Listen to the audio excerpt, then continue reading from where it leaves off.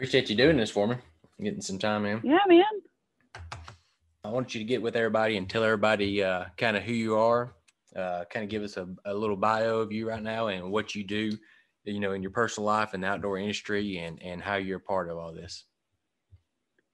I'm Hollis Lumpkin. I live in South Carolina, and by day I work for Peace Sotheby's in Georgetown Real Estate Company, and by weekend I am in the outdoors, all things hunting and fishing and fun. I write freelance in the outdoor industry, mostly for Women's Outdoor News. I have my own website called Brightside Outdoors, where I recap hunts and do gear reviews and that sort of thing. I hunt all around the state, hunted a few places outside South Carolina, but mostly travel hunting has been outside the country. We've done lots of fun stuff. Yeah, and how I kind of forgot what else you asked. Yeah, well, I'll kind of hit it as we go, but how you and I linked up. We had just missed each other a couple years ago on a Remington hunt at Stan Jones's place. I went on the first hunt that Remington had sent us on. Me, Laura, Courtney Nicholson, Ben, friends of ours, and Jessica took us. And then a month later, you were on the next media hunt. So we kind of crossed places there. And then this last year, you and I both got to go on the Canada hunt with Remington. It was a Sure Shot media hunt with Charlie Holder and those guys, just, good group of fun guys.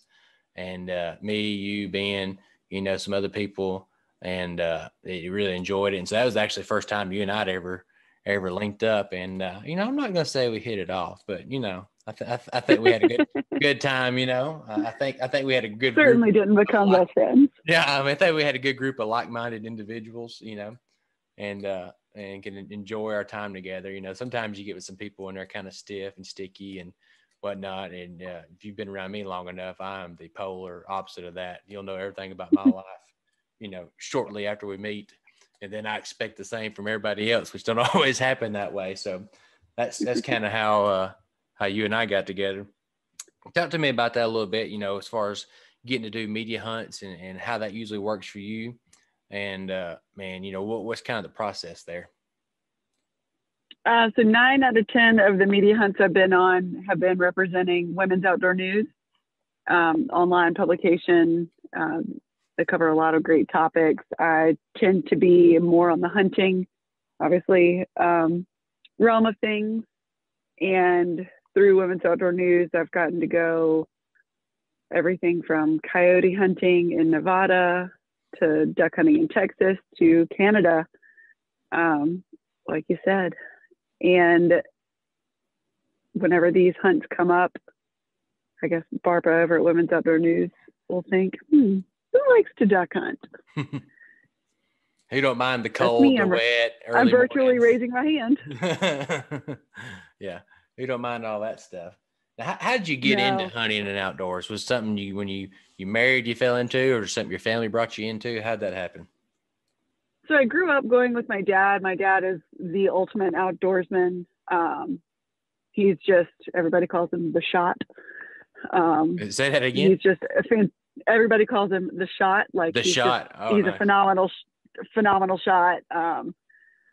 Sometimes when we double on birds, they call it the Johnston Special. That's my maiden name. And he started taking me on dove hunts, kind of as soon as I was big enough to sit on a dove stool.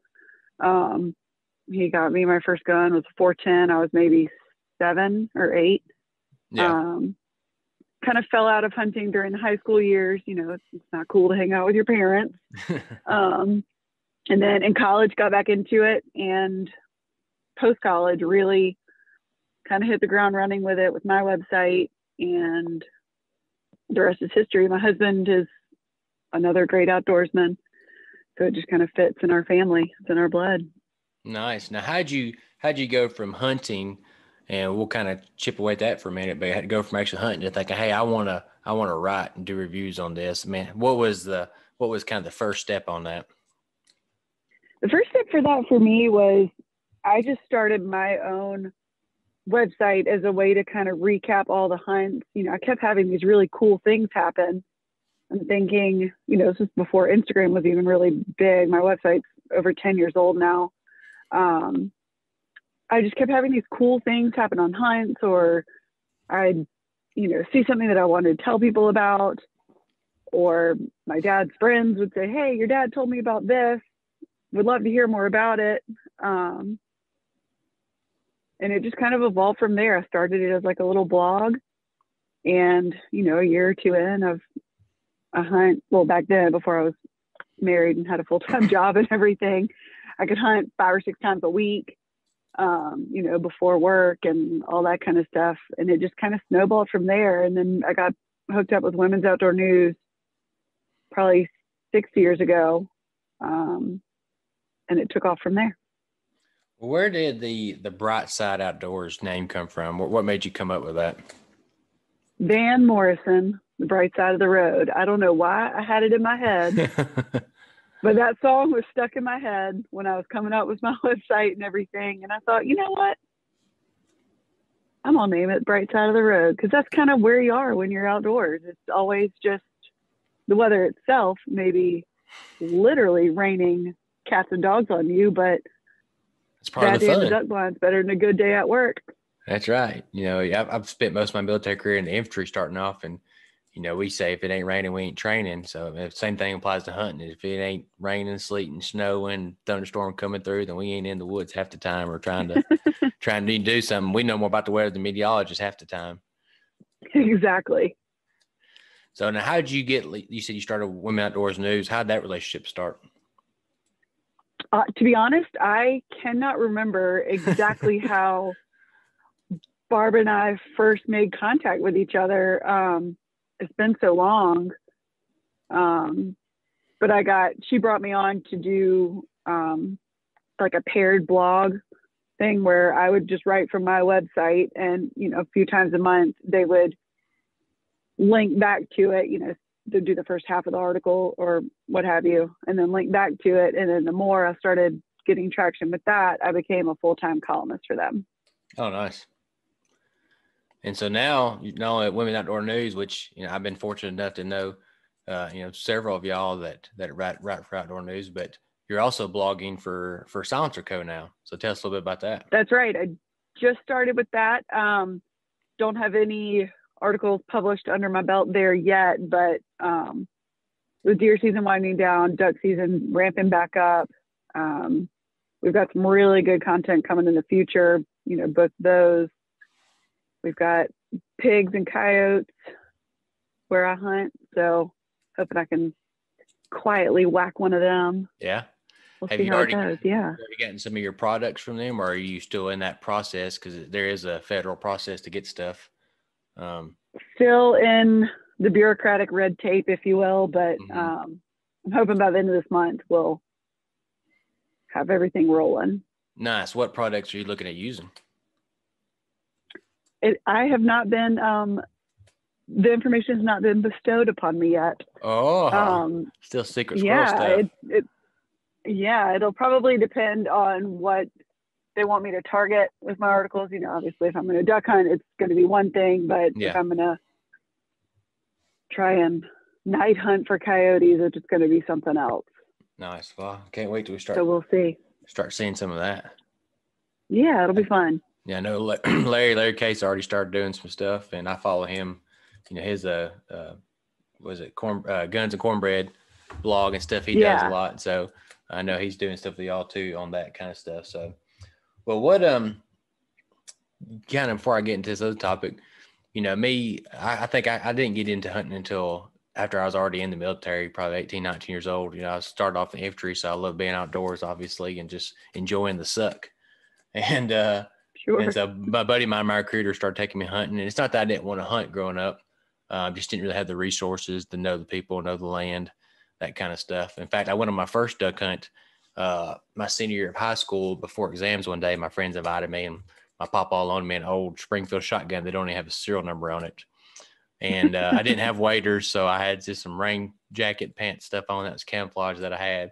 And they literally dropped me off on the bank from the boat and we went early goose hunting, and I still, had an old CJ5 Jeep Renegade back then, and didn't have heat or anything, and it was a record cold that day. We was running around, it was raining, and made it in school in time to take my exam, and successfully passed. Sounds about right for a first duck hunt. graduate. Yeah, so that was my experience there. And I had some dead ducks and goose and a goose in the back, so that was very interesting.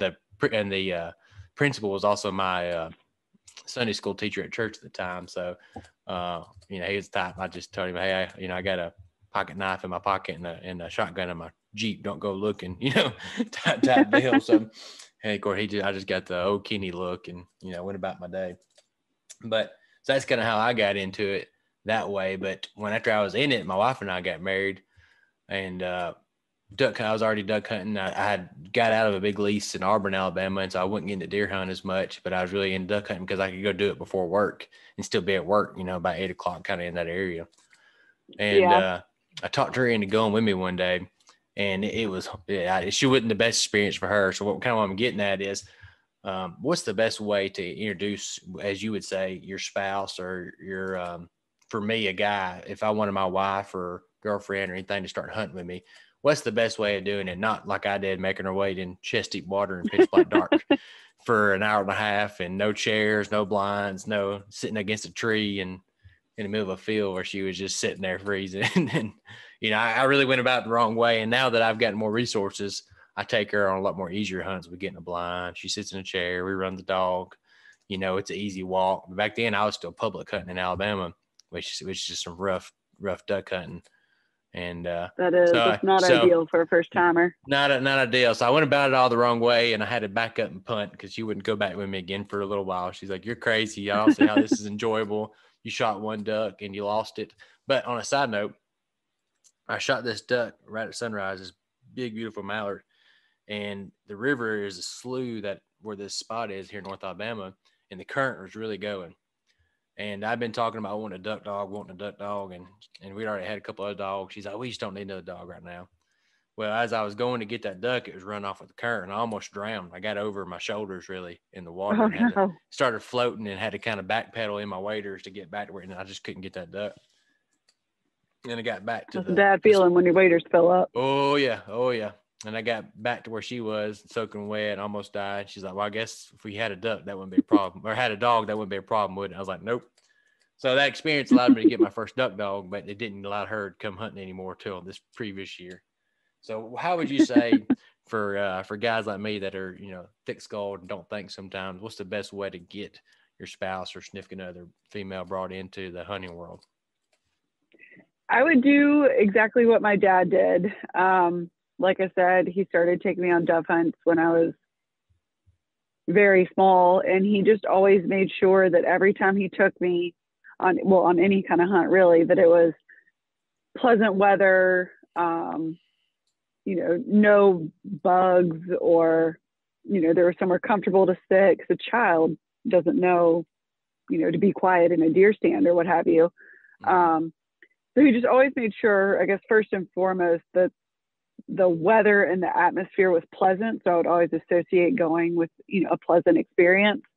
And I would say the second thing is throw any expectations out the window. As soon as you think you're going to be able to control a kid talking in a deer stand, or have your wife not get cold in a duck blind, they may just surprise you. And, the more you think about it in your head, the more hopped up you're going to be on, oh, should we do this right? Should we do this right? Should we do this right?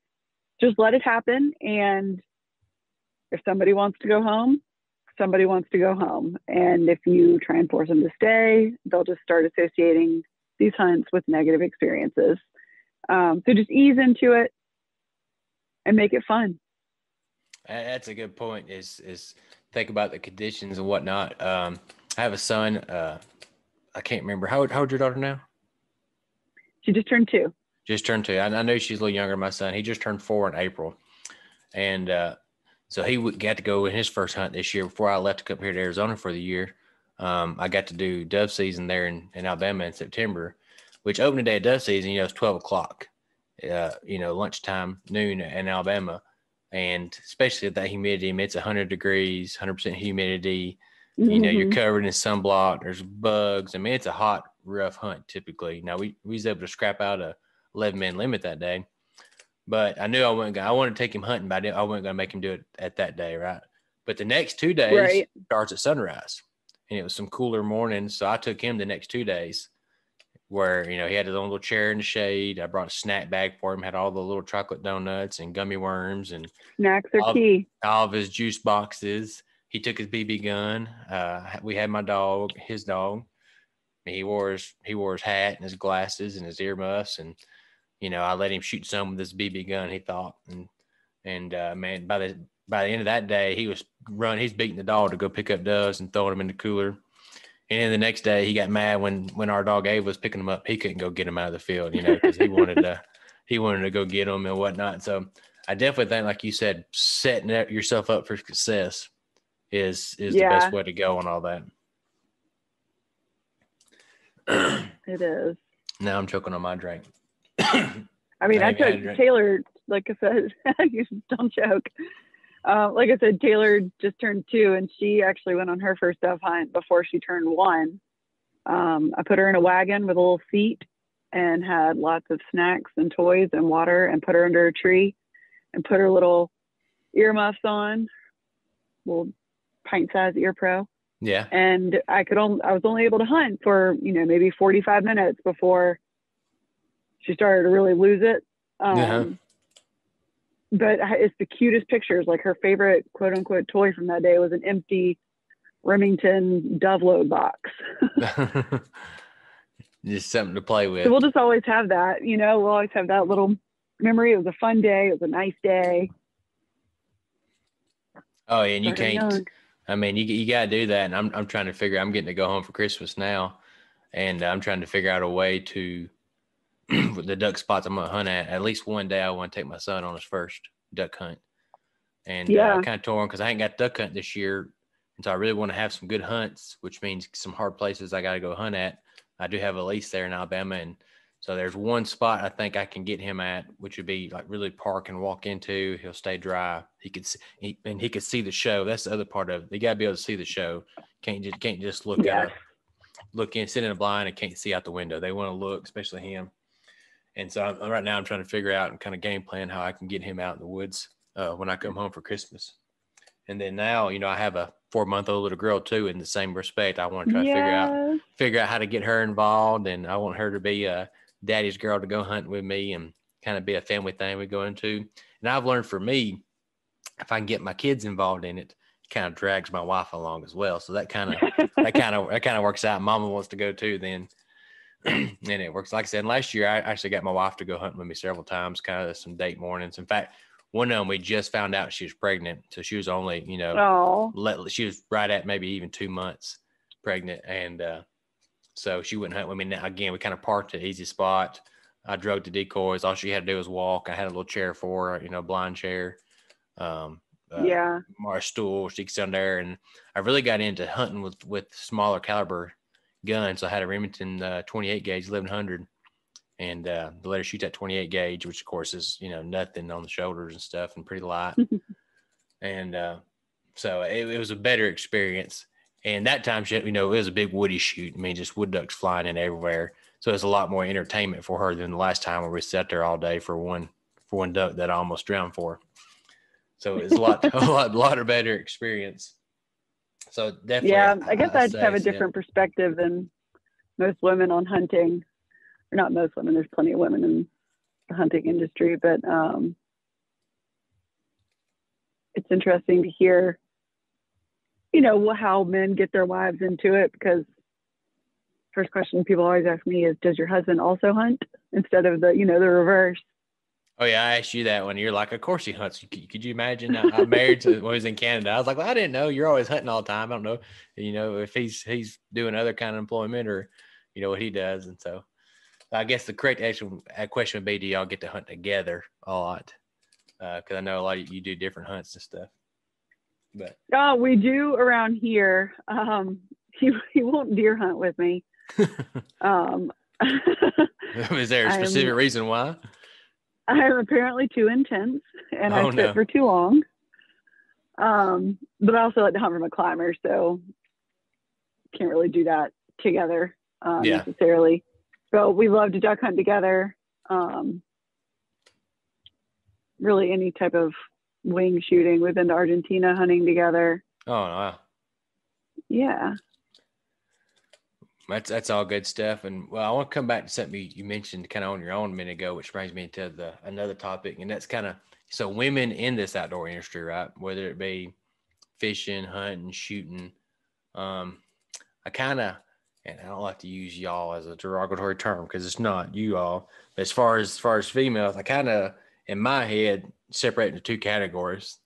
I take what I call the serious outdoors women, which be like you and my other friends that are out there writing and blogging and doing hunts and doing some social media, but just really recording the experience and trying to bring other women in, like with the Women Outdoor News and the stuff y'all do. And I think y'all even have some events sometimes where you bring other women in that's not familiar with it, and then Yeah. the ones that are all about the social media action that really go on hunts, but always have a photographer with them. And I've never seen anybody duck hunt in a two piece before, but it happens. And that's kind of my. Apparently it happens. They're really going for that follower count and that like count and trying to get those sponsors. Which I mean, each to each their own. I get it. I know I don't look like it now, but there was a time in my life where I used to do some product modeling back in high school, and I get that aspect, setting up and doing that kind of stuff for a company. But to me, it's two different realms, right? You got the kind of professional, and you got kind of the social media influencer portion. And I try to kind of, try to do both, but try to take both seriously. But as far as to me and women, there's never I tell my wife the other day, because I know I'm always scrolling through my Instagram, checking feeds and messages stuff like that. And a lot of people I follow and follow me, sometimes can kind of be a little uncomfortable when she's sitting there beside me and I'm scrolling. There's somebody in two piece shooting a bow, somebody out there checking a game camera and some Daisy Dukes and a halter top. I'm like that person would get eaten up with mosquitoes out here. So kind of my rule of thumb is, Yeah. which I mean, which I to each their own. But if I look at their profile and it's all bikini pics and all perfect product placement and perfect angles, and usually I just don't even follow them anymore because it just gets too. I don't even like just looking at it on my feed all the time. To me, it's not serious enough to the market. Now I'm all about it, if you're out there doing stuff, but if every picture or every content is just the same thing. So to me, I think a lot of people, and they use the term gun bunny or whatever, but a lot of people categorize women in the outdoors as just doing that stuff when that's really not the case. I think you and some of your coworkers at Women Outdoor News and stuff really get out there and show that women can be just as intense about it as men are, and do reviews and be taken seriously. And it's not a new concept. Women have been doing this for a long time, but I think a lot of people only see the one half of it when there's the, what I call the professional outdoors women half as well. Yeah. I mean, I definitely think there's a level of authenticity among the women on our spectrum that, I mean, sure, some of us have sponsors. I do. But yeah, we're I'm not not opposed to going, that. I have that as well. It's just, yeah, it's just different. we're not going out of our way with our bodies or, I dress very conservatively, especially when I'm hunting. Duck doesn't care what my rear end looks like. And I definitely think that there are women that kind of exploit that side of it that are very good hunters and maybe really are the real thing. But it kind of gets overshadowed by, the exposed skin, the white teeth, the over enhanced photos, I don't know how to say it politely. But yeah, no, it just seems like sometimes, like you say, it gets overshadowed. They may be a professional hunter and may go backpacking for goats in the West or like that. But a lot of times I feel like that kind of stuff, gets overshadowed by too much of not propaganda pictures, but too much of perfect placement type pictures and perfect stuff. Yeah. Not reality types. I'm sorry, nobody goes up there and really checks game cameras and Daisy Dukes and a halter top in the middle of the summer, because I know in Alabama you'll get your butt eaten alive mosquito bites I and always think malaria, that, like, you know. are these people impervious to mosquitoes and snakes? That's right. I was just thinking, especially between our cottonmouths and rattlesnakes and all that good stuff. There ain't no way I'm going out there in thigh-high grass without some kind of snake chaps 9 times out of on. 10, I check my camera in a ghillie suit. Just to keep from getting eat up or trying to keep from getting seen. Yeah. Just keep from getting carried away.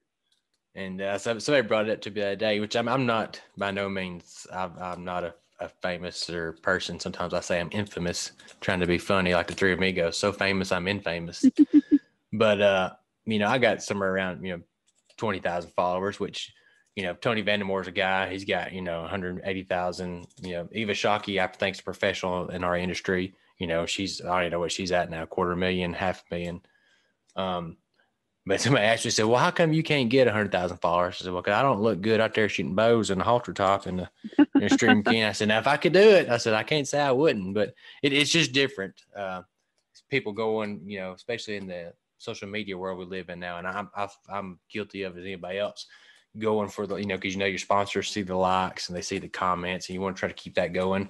But I've always kind of been of the mind that I want to produce good content, as well, and try to straddle the fence of social media and professionalism, as best as I can. So I see that as a big difference. I feel the same way about it. A lot of the women outdoors news, and I'm not a woman, but I still follow that account because I like seeing the other side of the fence and trying to help my wife with stuff. I can try to get her involved. I mean, there's a lot of women out there that are competitive shooting. There's a lot out there that's hunting. There's a lot of them that are instructors. So, either whether it be NRA instructors or some kind of self-defense instructor, and I really like, and like what I'm going to try to get my wife to do whenever she has free time, because working full-time job and taking care of two kids right now is kind of taking up all of her time. But I'd really like to get her on. That. Yeah, I'd really like to get her on some kind of spouse hunt, where just, like somebody like her who's not, goes with me sometimes, but is getting to enjoy it. Really go with a group of ladies that can kind of mentor her and, and show her just the other side of it a little bit, just do some kind of like, spousal integrational hunt, something like that. I'm from Alabama, I can't speak, but do something like that, a fun event, or you might go, duck hunting one morning, clay shooting in the afternoon, or, cooking it and that kind of stuff. So do y'all see a lot of that kind of stuff, or have y'all ever done anything like that? Not necessarily like a structured within the media type thing, but two of our mutual friends, Jessica and Laura, they come see me at least once every fall when deer season's open. Usually it's during early teal, and we kind of try and do every 12 hours we do something different. So, we can wake up and duck hunt, and then we're on the boat fishing, chasing tarpon, then we're deer hunting in the afternoon, maybe dove hunting the next morning. We definitely try and keep as many balls in the air as we can in terms of outdoor activities. But I think it would be great. I'm sure there are. Gators one time, didn't you? Or what was I thinking of? Yes, we where one of the places I hunt near where I live gets depredation permits for alligators because there's nuisance, and we got to chase a big one. That's something I even got to do. I put in for tags here in Alabama several times and never got the opportunity to do it. And it's one of those deals that if I actually got a tag, I'd have to have somebody teach me what to do real quick, because I go out there and treble hook them and shoot them in spotlight. That's about all I know what to do with all that. So that's it is interesting, and I think that's a great idea. So how y'all do that, maybe something, I guess we're all in the Rona life right now with all this COVID stuff, but NRA does like a women's event, so it wouldn't be too bad. You maybe 2021 time frame, 2022, see if Women's Outdoor News would sponsor, and I say sponsor, that's a great idea. Pay for it, but actually put together with, say if I could pay, $500, $1,000 for a weekend trip for my wife to come out there with y'all and kind of be mentored and brought in with another group of women, Definitely. and set up something like that, fun things, not sitting in a blind for 8 hours, but maybe a morning hunt, then a breakfast, cook and clean. As far as the wildlife, a shoot in the afternoon, and maybe some classes, because a lot of these mothers also are going to have, or spouses are going to have kids that are going to want to be involved. And maybe they don't want to go hunt. Maybe they don't want to go hunting all the time, but maybe they just want to be involved in things their kids are involved in. And want to have the knowledge and want to be able to, what if, I'm in the military, I travel all the time. What if my son wants to go hunting and I'm gone for 6 months? That's a great point. Why can't my wife take him hunting if she's comfortable doing that, Sure. So that's kind of listen, here we are making stuff happen. I like it. I believe I remember us potentially arranging our marriage between my daughter and your son to kind of take over, make our own little duck dynasty. We already talked about this. I'm all about, prearranging this. I'm game. So it's all about what you can bring to the table type deal. So I'm thinking between us and your husband and you, we got some hunting land around, some properties. Yeah. I'm all about the, communal use for stuff. So, if y'all got some property in South Carolina that my son's married into, then I go with him. If y'all want to come shoot big deers, that's how it works. I want to come shoot big deers with your daughter's father-in-law in Alabama. We can bring it back down this way and just start our own little empire. Who knows what'll happen. I like it. The opportunities are endless. We'll take over the world. So now I need to go ahead and find somebody for my 4-month-old daughter. I'm trying to think who, who in the outdoor industry. I'm trying to think. Maybe. Do we know if Ben's child is a boy yet? So I think it. I remember seeing. Last I heard, they weren't finding out. They were not finding out. They did a party, but I don't remember. Everything's at big reveal parties now, right? I don't remember seeing the reveal pictures. I know they did their pictures together, but I don't remember seeing, blue or pink smoke or. Oh, now it's gonna bug me. We'll have to ask him. Yeah, and speaking of Ben, man, that beard is getting awesome. I'm so jealous. But I'm definitely ready for the day. It don't grow so much on top of my head anymore, but I can grow one on my face. So I'm definitely ready for the days that when I can get out here in a couple of years, retire and grow that Fu Manchu out there a little bit. It's it made me jealous. So, and listen, now you got me talking about man stuff. Now this is supposed to be a woman's show, for y'all. And most of y'all don't grow beards. Yeah, so. Most of us don't grow. Those words were coming out of my mouth. Most of us don't grow beards. Don't be looking into my head. So when you do your outdoor writing and stuff like that, when you do hunts, how do you prioritize what to write about? Kind of go through your process when you come like during hunts. You go back to your room and you take notes. Do you do one all encompassing story? Do you try to get 3 or 4 different blogs or stories out of one hunt, or how do you go about doing that? I'd say it depends on if I'm like actively reviewing things for a company or if, the topic is opening weekend of duck season. It just kind of depends. Not really duck hunting, but deer hunting. I need to get back into it. I would write field notes, take a little notebook with me. Yeah. And kind of record things I saw or, what have you. And then I've got a book that I keep on a shelf at home to record for duck hunts. It's just, bag limit, what we got, what the weather was, if it was fun, who hunted, that kind of thing. And when it comes to writing a blog post or an article, I'm a very stream of consciousness type of writer. Okay. And I'll actually just record on my phone. I'll just talk. Like I'm telling you the story of the hunt. Yeah. And that's when you'll see one article will say, I was sitting there watching and then, whoa, holy, you know what? There he was. Because that's how my mind was working on the hunt. And Barbara's told me that that's part of, what attracted Women's Outdoor News to my writing is because, it is kind of a unique style. It's we're sitting around the fire having a beer and I'm telling you the story. It's not a polished gem, I'll say. Yeah. No, that's kind of my process. Yeah, and I go back and I kind of do something similar. I try to take a few notes, and then I have a hard time wrapping my head around stuff during the moment. Right. So I have to go back and reflect on it later and kind of hit key points in my head, and then later I go back and fill in, kind of fill in the rest. Yeah.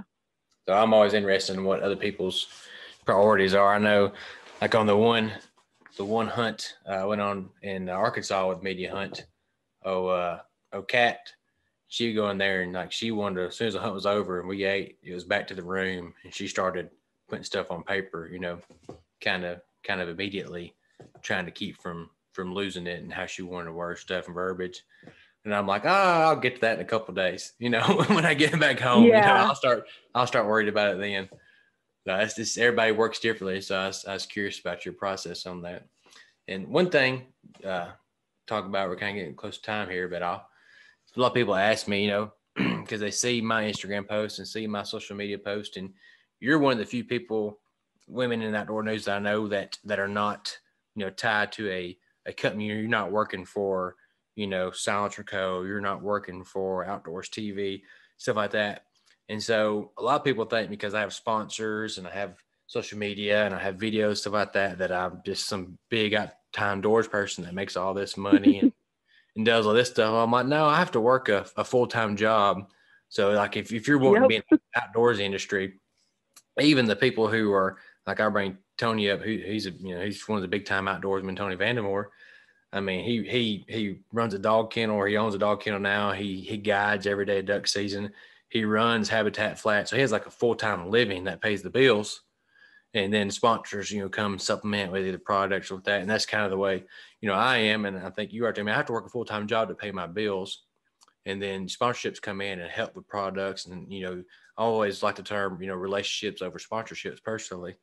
But everybody thinks you're just rolling in the money and going on all these big hunts and, going up there, oh, I just bought this $5,000, over under that's, I'm never going to use or whatever. And that's not the case. If it's something you're really wanting to get into, this kind of world, I know in the guy world, even in the women's world, I'm going to assume we can talk about that, but you really got to want to do it, because you're not going to necessarily feed yourself or your family doing it, at least starting off for a while. I mean, it's got to be something you want to spend your extra time doing, something that you think about while you're at work, plotting stuff, coordinating stuff, that kind of stuff. So it's not just sitting at home and, I wonder when my next hunt is. I mean, there's days in between that you got to work and do stuff, and the hunting and sponsorships, follow-up stuff is really what your passion is. And even though it may not be paying the bills, it allows, you're doing all this work so you can be afforded the opportunity to do more hunting stuff.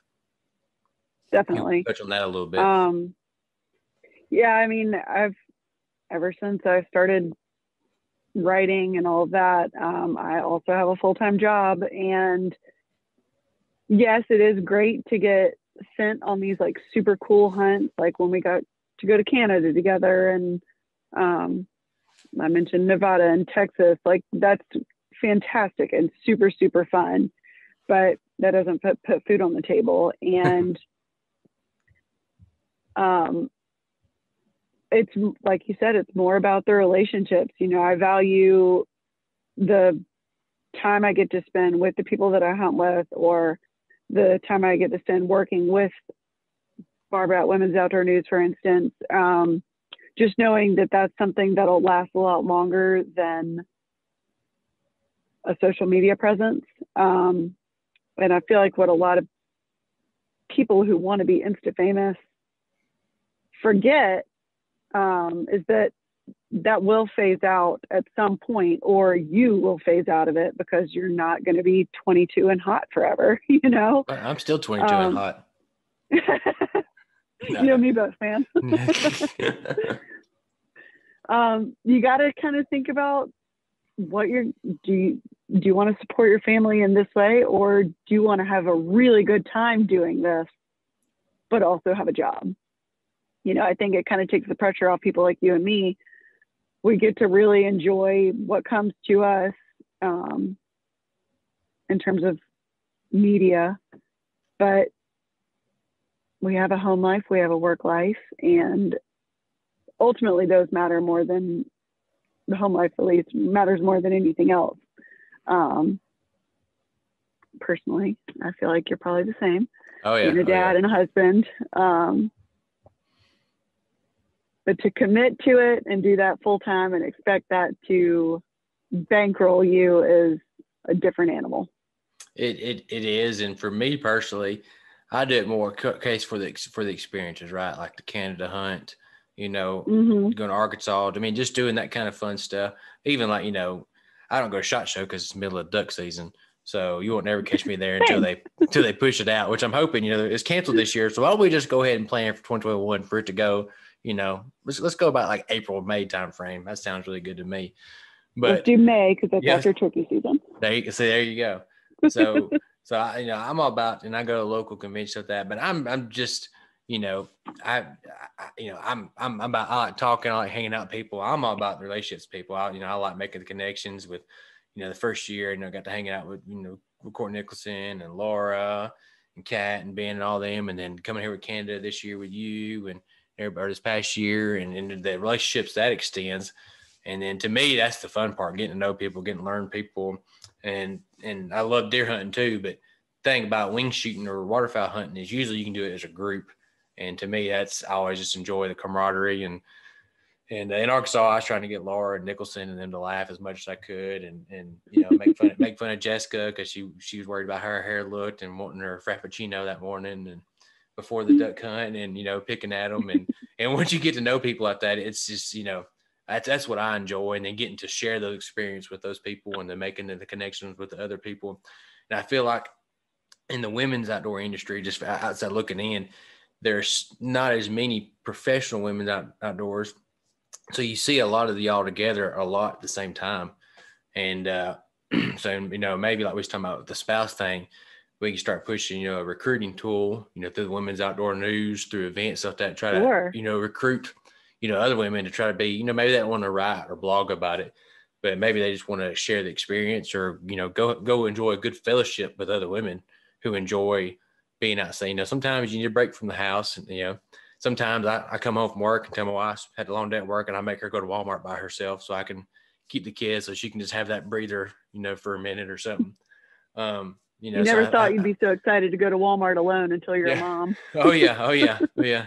She'll go do the pickup, and I'll be like, why were you going a half hour? Well, the Freds had a sale and drove by here, that kind of stuff, which I'm the money spender in the world in our family, not her. She still wears clothes from junior high that I make her throw out. So I'm definitely the one who spends the money, but I try to force her to go out, and usually she's reluctant, but then when she does, she's like, hey, I really enjoyed that. I really did that. And I feel like women in the outdoor would kind of be a big thing, maybe duck hunting thing, maybe deer hunting ain't that thing. Maybe they just want to learn how to shoot or learn how to, defend themselves or learn, what the life is like. So maybe a recruiting tool as a part of that, might be beneficial. Yeah. So, well, we're about out of time for now. Last thoughts. I appreciate you making time today to do this for me in the middle of the day. And sure. I'm hoping, I get back home next year. We can spend some time hunting together again, at least get on one trip together. And maybe I can get my wife to come and kind of incorporate her in the experience. I think that'd be fun. It'll be super fun. She would have a good time with Jessica and Laura and I believe. Oh, yeah. I don't know if I want to send her with y'all three together, not me there though. There's good influences, bad influences. I'll come home. She'll want a big 4-wheel drive pickup truck, with fish guts all on the bed of it, just talking about we got to go catfishing the next day or go get an alligator, or I can't have her doing something I ain't done yet. So, I mean, if she got an alligator and I didn't, then I'd be jealous. I feel like your husband. I'd be like, why can't I go out? Have you ever caught a tarpon? I have not ever caught a tarpon. All right. We're going to put her on a tarpon before you. Put her on tarpon. Hey, I'll have at it. I'm all about it. So, well, it's good talking to you and I appreciate it. And you too, friend. We'll see you next time. Sounds good. All right. Bye. Bye.